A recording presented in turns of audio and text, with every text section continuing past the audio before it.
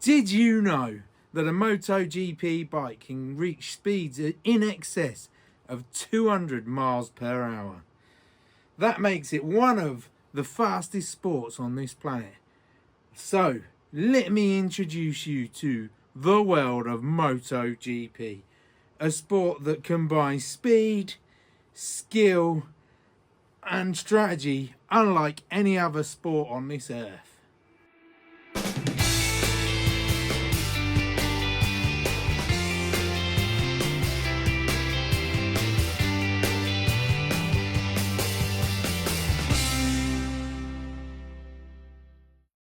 Here's my 2025 guide to the MotoGP. The rules, well, they need a whole new video unto themselves, and I'll link that in the description below once I've made it.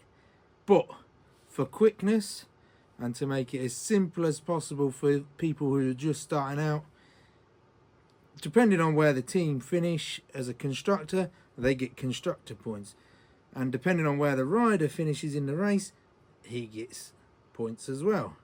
Now, you put together every race, the constructor with the most points wins constructor, the rider with the most points wins the rider.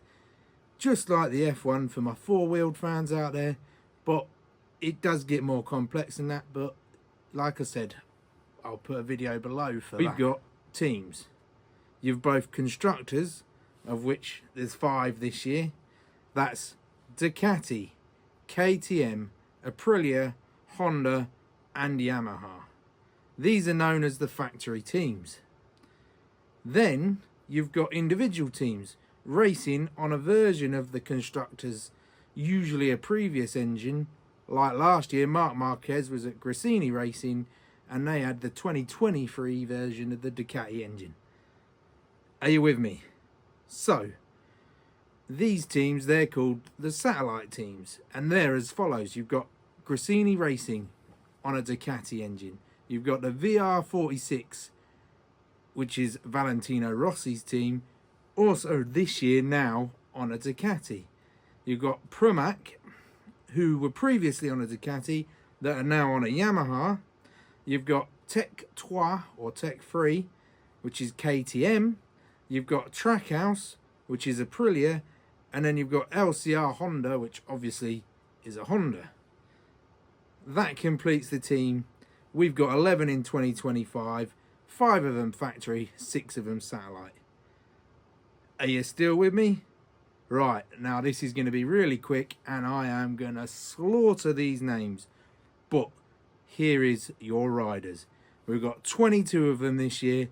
There's 2 in each team, and let's see how quick I can roll these out. So, and I'm sorry about the names. Spanish people, Italian people, I'm a Brit, and they're going to sound very British. Here we go. Ducati, we've got Francesco Bagnaia and Marc Marquez. Gresini Ducati, we've got Alex Marquez and Fermin Alguer. VR46, we've got Fabio Di Guadagnino and we've got Franco Morbidelli. KTM, we've got Brad Binder and Pedro Acosta. Tech 3, we've got Enea Bastianini and Maverick Vinales. What a name! Aprilia, we've got Jorge Martin, unfortunately not racing this weekend, but get well soon. And we've got Marco Bezzecchi. Trackhouse Aprilia, we've got Raul Fernandez and Ayagura. Yamaha, we've got Fabio Quartararo and we've got Alex Rins. Pramac Yamaha, we've got Miguel Oliveira and we've got Jack Miller.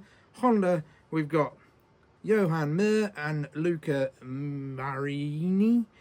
And LCR Honda, we've got Johan Zarco and Samkhat Chantra, who, note, is the first Thai racer to be on the MotoGP grid. And it's his opening race this weekend. So, will we get it? There we go. Right, moving on to a race weekend.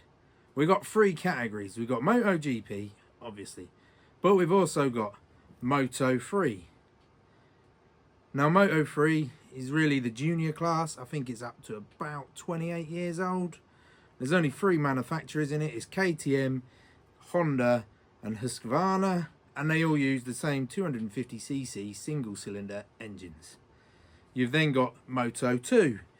Every bike again uses the same engine, which is supplied by Triumph It's the 3-cylinder 765 engine based on the Street Triple RS, but with a race developed setup. Yet this class, funnily enough, seems to be more spread out, even though they're all on the same engine. And there's actually the manufacturer chassis in this are KTM, Cudex, Bossocoro and Forward. But again, they can only change the chassis, they cannot alter the engine because every bike has the same. This, we've got Jake Dixon in there, special mention to him. Brit driver, watched him win last year at Silverstone, it was great. Someday I'd love to see him at GP, who knows. Now, of course, as I said, we've got MotoGP. As I've said before, it's 5 engine providers in that. You've got Ducati, Aprilia, Honda, Yamaha and KTM. That will stay the same for this whole year. Now, this year, there's 22 Grand Prix scheduled, starting this weekend on the 28th of February and finishing in Valencia on the 16th of November.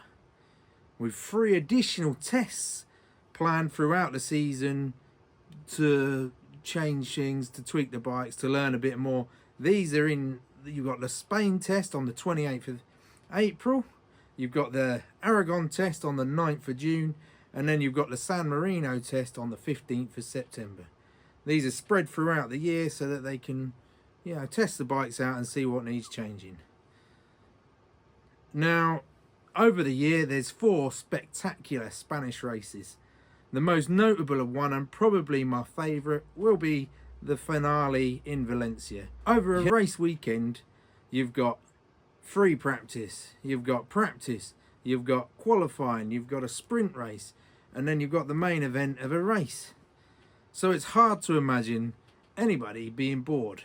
But if you think you might be, then remember this. MotoGP is one of the fastest sports on the planet. Sometimes bikes can ride 5 abreast going into a corner that only one bike is ever going to win.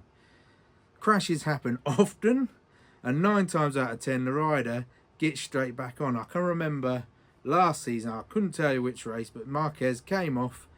It looked like he'd be down for a while. He got straight back up, he ran round to the pits, checked his safety suit, make sure the airbags in his suit still worked, and checked his helmet, got on his spare bike, went back out and continued the race. Now, if that is not true racing, I don't know what is.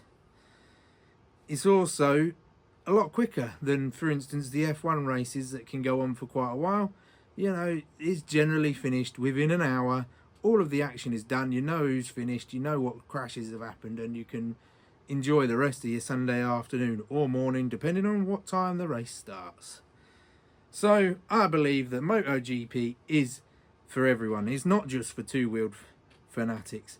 I myself love 4-wheeled action too. I'm a big F1 fan, and you know, I'll give a special shout out to Terry over at Coffee Corner Motorsport.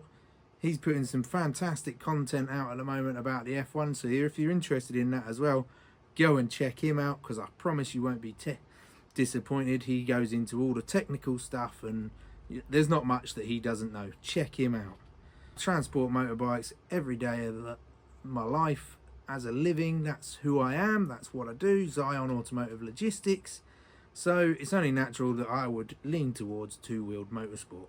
Now, okay, not all my videos are MotoGP, but they are all two-wheeled content. If you've stuck around, and I plead with you, please give me a follow, give me a like, and if you know somebody that's interested, please share it with them.